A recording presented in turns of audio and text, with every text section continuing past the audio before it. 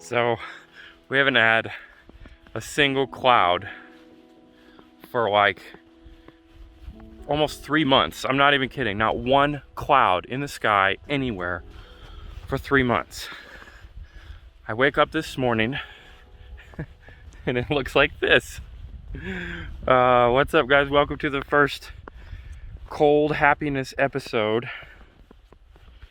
Sorry, I'm distracted because there's tracks down here. They look like coyote tracks. And there's no other people have been out here yet. And these tracks are fresh. And I came out here for wildlife. I brought the 800 and the 400, but I didn't know what the clouds were gonna do.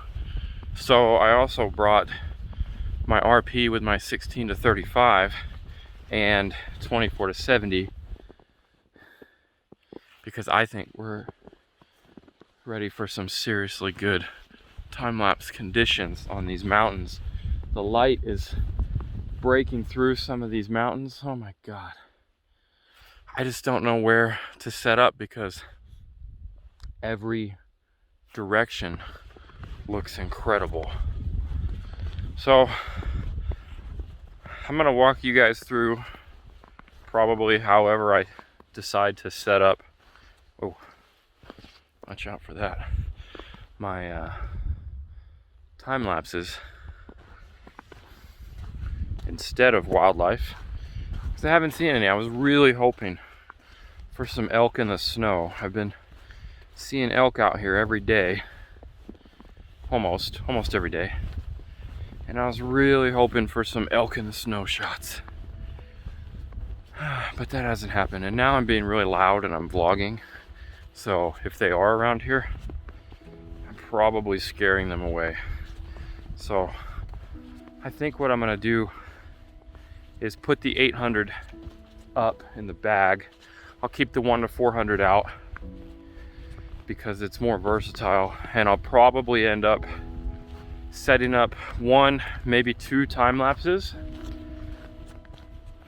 and then picking off some detail shots of the mountains with the 1 to 400.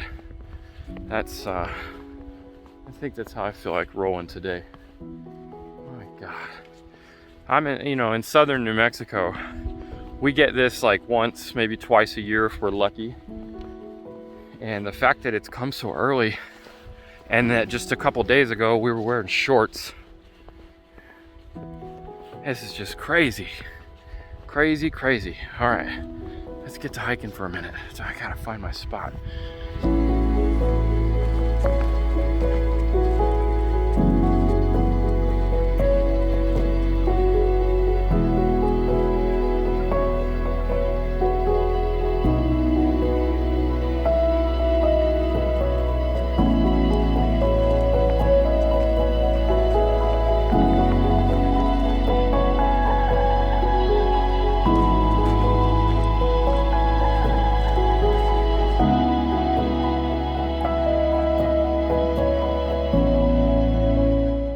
First composition's going, so you can see how I've got it set up there with the light moving across that mountain and those little bit of clouds.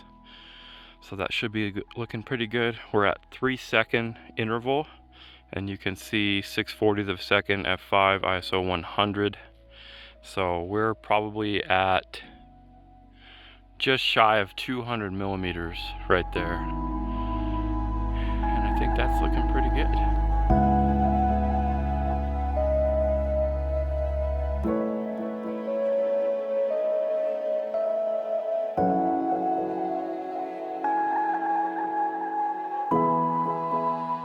We still got a little bit of nice color. It's like, an hour after sunrise. So over here I wanted to set up something too, but I just don't think the light's going to be as good. There was a little bit of mist and the low-lying fog and stuff over there looks good. There's compositions everywhere, and I don't have enough cameras or tripods. Let's walk over here for a second and we'll see. I should have my 800 on me because I've been seeing the Phainopeplas. You know what? I am gonna grab it. I just don't. If I don't, I will see every wildlife ever. And if I do grab it, I won't see anything, but I will be prepared.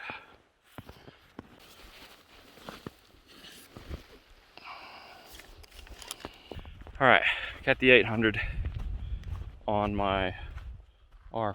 I thought I had the R5 set up over there for that first. It must have been the R6.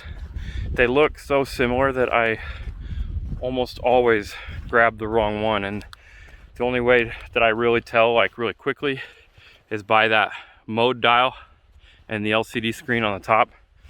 Well, that, and it says R5 on it, but it's easier to look at the top of the thing than it is to look at where it says R5 or R6. I guess that's a first world problem, huh? Anyways, I was saying I was seeing Phainopeplas over here. I also saw bobcat tracks. There are a lot of cats out here. There's a lot of bobcats and mountain lions. And I love finding the kitties. They are amazing to see. I don't see them that often, but I do see their tracks a lot. All right, I just walked like probably almost half a mile away from my cameras. No wildlife. A couple of robins. But I figure real quick, I'll give you guys some tips for shooting in the snow. So if you live in a normal place, we probably won't see snow again for a while. If you live in a normal place that does get snow more often, your camera really likes to underexpose. And it does that in snow, like your images come out looking gray. It does that because when it's on the average metering mode, it's metering for something called 18% gray. And basically anything that it sees that's black or white, it'll want to meter towards gray to average out the exposure. So snow is white.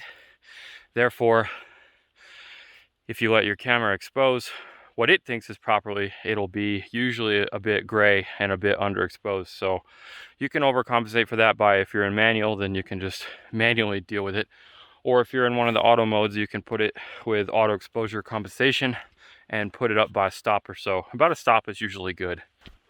Another thing that cameras really like to do or get wrong, especially on snowy, cloudy days like this, so it's nice and snowy, but it's also really cloudy, is they really like to get the white balance wrong, and you'll see a lot of blue. A lot of times you'll see a lot of blue in your snow anyways. I guess that happens anytime. But when you see blue in your snow, you can correct that by, well, you can warm up your landscape a little bit if you need to in your camera with the white balance, but you can also correct it by, holy crap, that's what I should have been time-lapsing. I don't know if you can see it right there. So that is another very famous feature called the kneeling nun. And the mist is just, the low-lying clouds are just rolling over that. So I'm gonna have to switch time lapses, and now the sun's lighting it up. Oh my God. So I was saying before I interrupted myself, to fix the blue, you can go into Photoshop and just desaturate just the blues, not desaturate the whole image for black and white. But if you just bring those blues down in the blue channel a little bit, you can pull out the blue from the snow, and it should help a lot. All right, I'm gonna go try to turn this around and shoot that.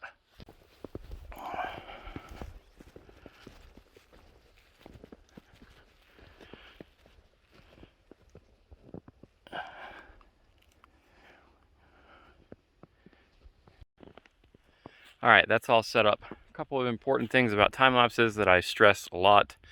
Manual as much as possible, manual focus, manual exposure. I'm overexposed a little bit, manually focused on those cliffs.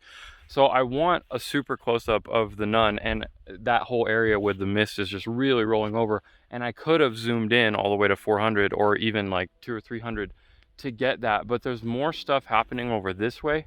And with time lapses, I tend to like to shoot wider than I need to, especially because like on the R5 and the R6, like, and my 5D4, all the normal cameras, like if you have more than a 20 megapixel camera or 20 or more, like you're gonna be able to get a 6K time lapse out of that.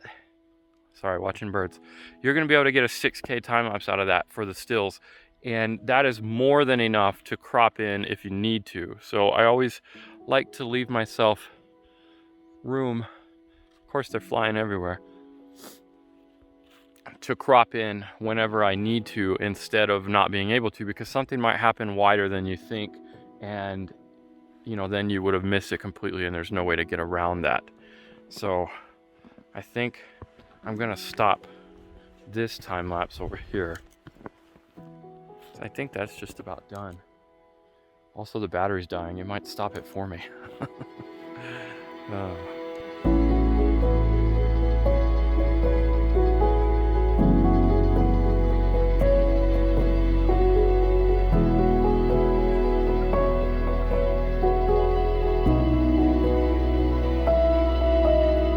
Alright, well, this is another time the 800 pays off in ways you wouldn't expect. So, shooting 800 millimeters all completely up in that misty mountaintops grill is just, wow, the texture and the detail and the mood and the atmosphere. I couldn't have got that with any other lens. I couldn't have got that even with the 400. I would have had to crop, and it's not really that's the other thing.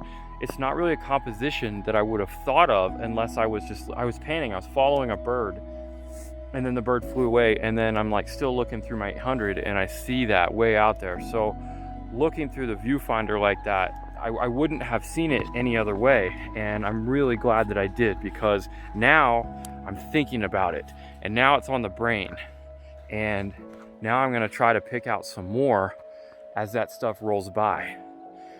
So that's something to think about.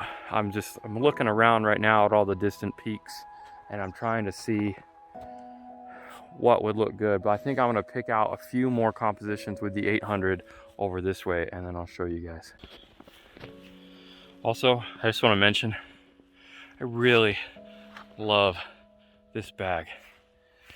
It's not sponsored at all. It's just what I use. It's the Shimoda Action X50. Best bag I've ever used. I've done video on it before, and I'm gonna do another one, a long-term review.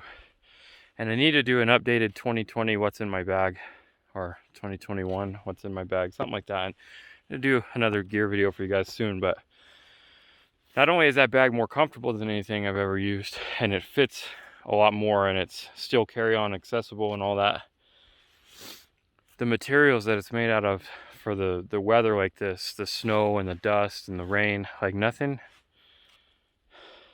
phases this thing. I've had it for over a year now, and it's like brand new still.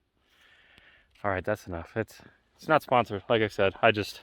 Sometimes I like talking about gear because it makes me feel happy.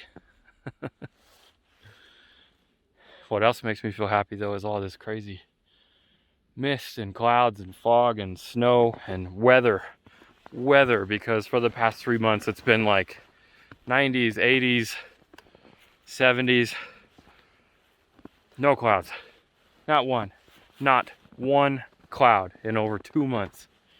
Ugh. It's been so long since I've time-lapsed that I forgot how almost. I also forgot it's been so long since I've time-lapsed. I forgot that the Canon R5 and R6 time-lapse functions are broken if you have back button focusing set up. I made a whole video about it if you want to check it out, but that was really annoying, and I had to remember that I fixed it by doing a custom setting in CP1, and I forgot to set it to that, and I'm rambling now. So I'm gonna go ahead and end it here because there's really not much else to show you guys. Hopefully you got some good tips out of that for my time-lapsing and the snow tips and all that stuff, and hopefully I'm fairly certain I've got at least a couple of good shots. I'll put the rest of them up here. So if you guys have any questions about anything that I did concerning the time lapses or the long lens or the shooting in snow or questions like that, leave them down below and I'll definitely answer them. Don't forget to subscribe if you haven't already too. I've got new videos every week, and I'm really looking forward to more stuff out here now that we've possibly got some fall and winter weather coming. Very excited. So hit that like button if you enjoyed the video. Thanks for watching. I'll see you in the next one.